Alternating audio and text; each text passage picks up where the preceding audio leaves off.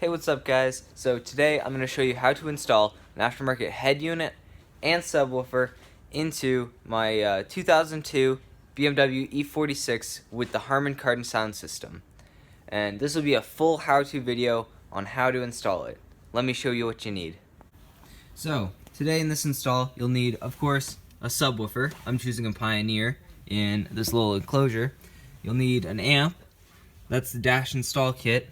You'll need some various tools like crimps, wire strippers, a star screwdriver, a soldering iron if you're going to be soldering all your connections on this right here. So this is an adapter kit that adapts it from the factory to the aftermarket head unit.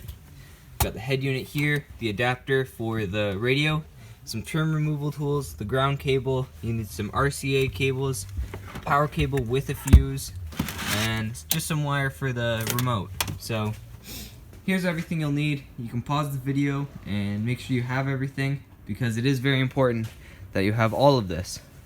Also, forgot to mention, you'll also need a line output converter, and that's for taking the signal from the factory amp and putting it towards your aftermarket amp. So now we'll get started. So now we'll start by taking out the factory head unit and installing this one. It's very simple, like one of the easiest head unit installs I've ever done, so let's get to it.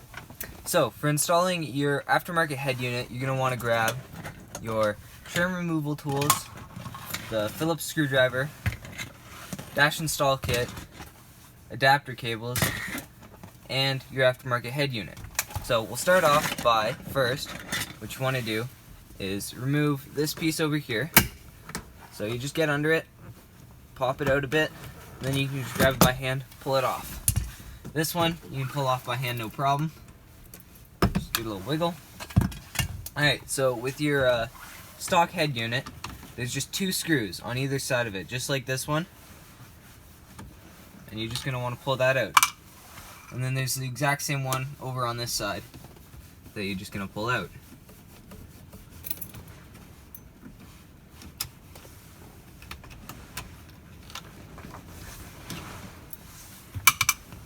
And then this just slides right out, just like that.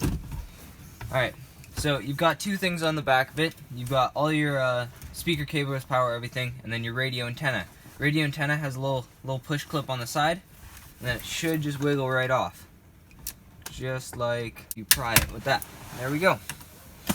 So now this one is much easier. So there's actually a really neat clip idea here that Beamer put in. So stick a screwdriver under here and just pop this up. Then you can just grab it by hand and pop it up all the way. And then boom, clips are right out. So now just set that down on the floor over there. So now you've got this and this. So what you'll want to do is take your new one and just plug it right in where the factory one plugged in and push that clip down. Now it's all ready. So with my head unit that I'm installing, every wire is connected except for this orange wire, which is for I think the backup camera or something like that. I'm not too sure, which I don't have on this model. Alright, and then you'll just want to tuck that in a little bit. That's the hardest part, is you got to kind of push that in and tuck it in behind somewhere, just because there's not a lot of room back there. But after that, what you do is just plug this into the back of your stereo, just like that. And then you take this one and you just plug it into the back right there. And this one gets clipped in the back of your aftermarket one. Very simple. And then you're just going to want to find a nice place for this to go get tucked back in there. So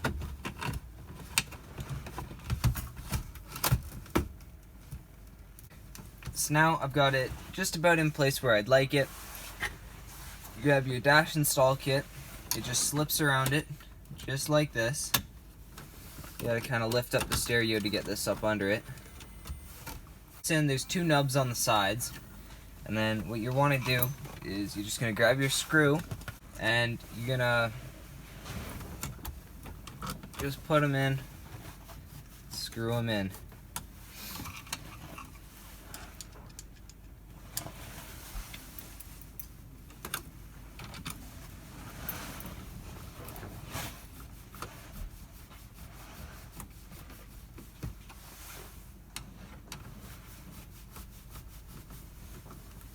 And then all you do is simply just put all your trim back to where it was, and you'll be done with the head unit install.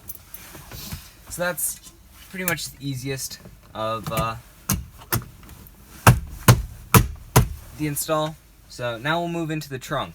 So I started by removing all the crap that was in here. Next, what you're going to want to do is I'd recommend taking the floor liner out so that you can see the spare tire. And then you're going to remove, there's this plastic cover right here. It's just a twist knob in there. And then it should just come right out. Super simple. And then you can just disconnect it. And then next what you're going to do is pull out that little tray right there. And then you're going to try and pull this carpet out so you get access to the amp, which is right back there. So I'll check in with you guys once after all that's all done. Your trunk should look like this. So from the taillight over here, there should just be a ground cable and the other plug. That unplugs very simply. You know, carpet comes out, no problem. This, you pretty much just gotta yank it over and move it off to the side. So now you have room. So here's the factory Harmon Kardon amp. You can start off by removing the lead that goes into it to gain access so you can easily find which wires you need to take out.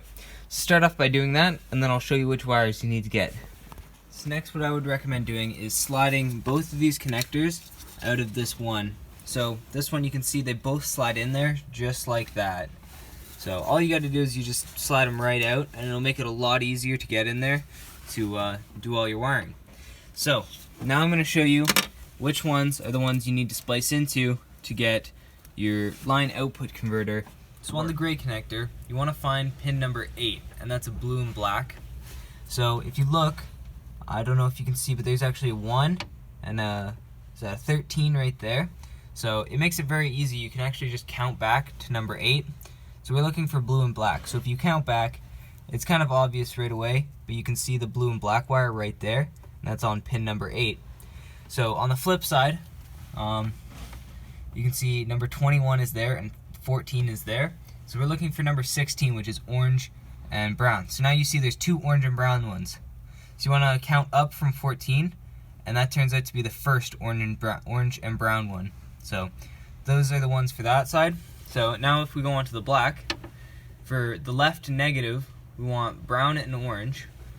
So on this first side, you can see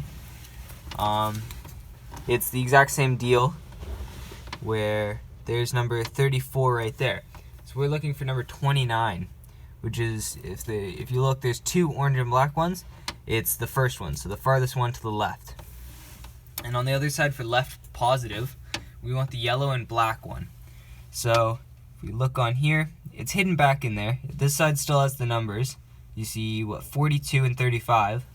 So it's actually that first yellow one in there. It kind of actually runs over onto this side. You can see right there, that's the yellow and black one. So you just want to grab that. You can tap in on that side. Makes it a lot easier.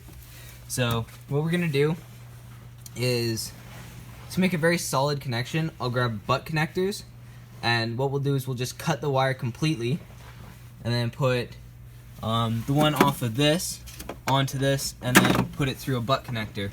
So unfortunately it is cutting factory wires, which is always scary and kind of sucks, especially say you want to remove your audio system afterwards. But if I did, I would just leave this in here. It's literally like a $20 item, so it's worth it just to leave it if you do want to remove all your subs and everything, just so you're not playing around with that stuff and making horrible connections afterwards. So I'll get back to you once I've made all the connections and everything's all worked out. So I've got all of them wired in. Obviously not the power and the ground yet, but all of these are all wired in. I ended up just using these like quick connect things because I ran out of butt connectors. So they work just as well. You literally just put them together and use them just like butt connectors. So it's actually a super simple job. I chose a bad day because it's actually like super cold out today, so all the wires were really stiff. But so now all you're gonna do, you're gonna put them back in this little holder, clip them back in, and then I'm gonna attach my ground somewhere. Probably just find a nice shiny bolt somewhere and clear it so it has a nice ground, and then this one will get hooked up. Alright, so I went ahead and I got my ground wire all attached there. I just scratched the metal, scratched all the paint away, and then self-tapered it right in with like a hoop connector thing. I got the adjustable thing all hooked up, and then I've got my power wire ran here, which I will run to my amp, and my remote wire right there. So now this is ready to all be tucked back away. It has a little sticky pad, so I'm just going to stick it right there on the side. I shouldn't need to adjust it, but if I do, it's still accessible. So I'm going to run my cables out under, and I'm going to start on actually installing the amp and the sub. Next, I hooked up the RCA cables to the line output converter. I attached my ground. I grounded it straight to the floor. Now, what you got to watch out for, see, I just self-tapered it, but make sure you look underneath and find out what's under there, because you don't want to like drill straight into the gas tank or anything stupid like that. So what I did is I pulled up this grommet and saw that there was literally nothing below it. So what I did is I scratched away all the paint there and then grounded it right there, because I'm going to have my sub and amp and everything right there. And then I just attached my power cable straight to there. Super easy, just 13mm nut. Took it off, put my power cable on, which already has a fuse in line, but if not, make sure you put a fuse. Preferably as close to the battery as possible, as this will protect your car from completely burning down. So very important. So now I have all my wires all ready, so I'm going to attach the amp to my subwoofer box and put everything in there, and I'll be ready to hook everything up to the amp, and it should work no problem. So I finished buttoning up the trunk, and the sub is now in the car. I think it looks pretty sweet so far, but now all we have left is just to hook up the amp. So all we have to hook up is the power cable ran from the battery, the ground cable ran from the chassis, this is the remote turn on, ran from that line output converter, and then this is just another power cable for the line output converter. So we'll just be pairing it up with the power cable. So I'll get back to you once it's all done. Alright, it's all hooked up and ready to go. I got the amp all ready and all the cords in. So now let's go hear some bass. Alright, so we're now in the car and let's turn up the bass.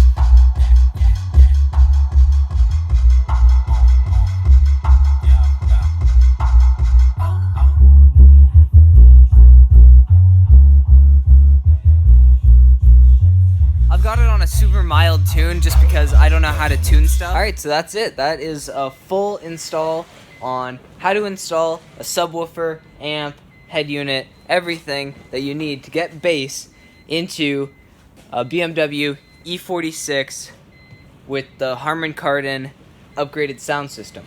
So overall, not that hard.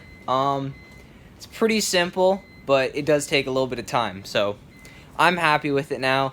I'll have to take it to my buddy who can tune it for me, because I don't know what the hell I'm doing there. But alright, hope this was useful. If you have any questions, comments, anything, just leave them down below. I'll try and answer anything that I get, but thanks for watching. See ya.